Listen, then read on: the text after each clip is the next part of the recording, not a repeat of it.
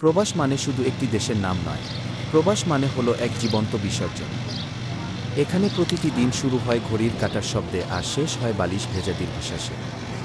এই প্রবাসে আমি একা, আমার দুঃখের কষ্টের সঙ্গী আমি নিজেই। প্রতিদিন আয়নার সামনে দাঁড়ালে যে মানুষটাকে দেখি, তাকে আজ আর চিনতে পারি না।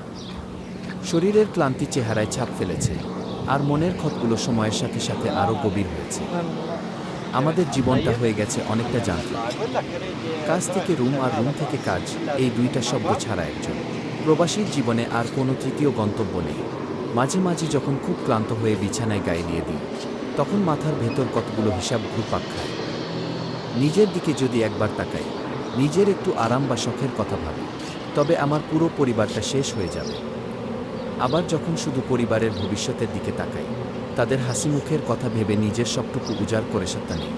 কোনো স্বপ্ন নেই, কোনো অভিযোগ করার অধিকারও নেই। আমি যেন